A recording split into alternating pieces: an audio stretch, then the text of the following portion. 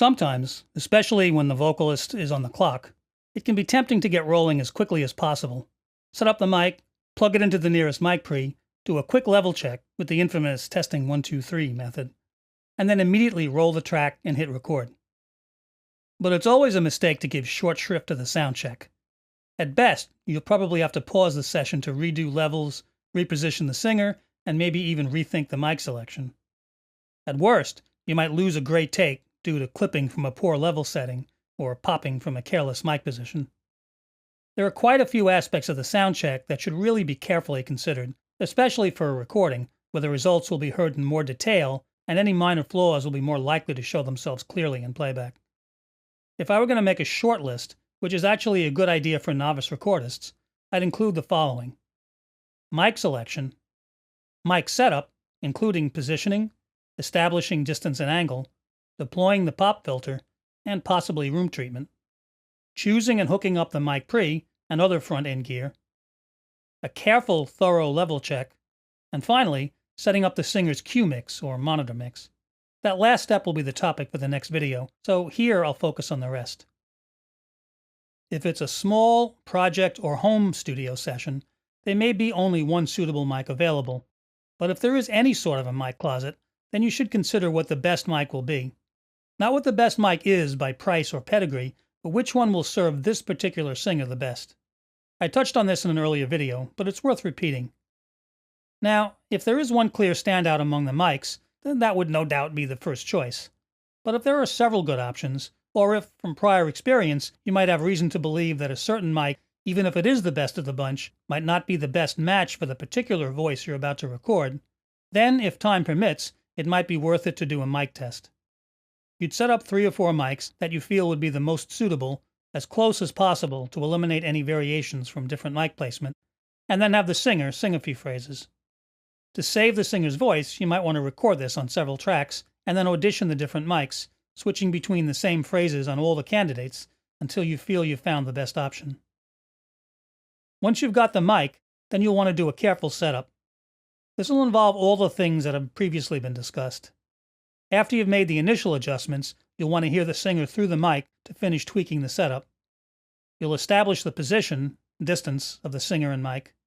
You may want to angle the mic to be slightly off axis if you feel the voice sounds a bit bright or edgy. Of course, you need to clip on the pop filter and get it in position. Don't waste time seeing if it's necessary, just assume you'll need it. And you want to give due consideration to the recording environment, the room or booth. You'll want to listen as the singer sings over the main monitors and over headphones as well to see what the room is bringing. Is there too much or too little of it? Too much, and you may end up with a hollow-sounding vocal that'll be difficult to fix later. If the recording space is very dry, like some of those ISO booths, well, you can always add reverb in the mix, but you should address that issue before the recording goes down, maybe adding a little reverb on the voice in the monitor mix for the singer's benefit. If you really want to get the best out of a good mic, especially one of those really high-end vintage models, then you'll want a really good analog front end to get the mic signal into the DAW. The mic pre, in particular, can make a big difference in bringing out the best qualities of a good mic, and many of the best mics are the most sensitive to this. Of course, you can always plug directly into a mixer or one of the DAW interface's mic preamps. Some of the higher-end ones are actually pretty good. But a standalone mic pre will be more likely to not only let the mic's goodness through, but potentially add some of its own unique analog warmth and presence. Whether it's a classic tube pre, or one of those vintage solid-state pre's from a classic console, which often include transformers that add their own character. This is another area where, if there's a choice, you'll want to consider what the best match would be for the particular mic in use.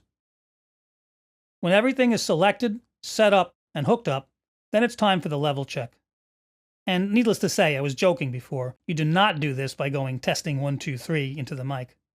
You'll have the singer sing several representative phrases or sections while you check and set the level, and also listen for any other potential issues that may have so far gone unnoticed.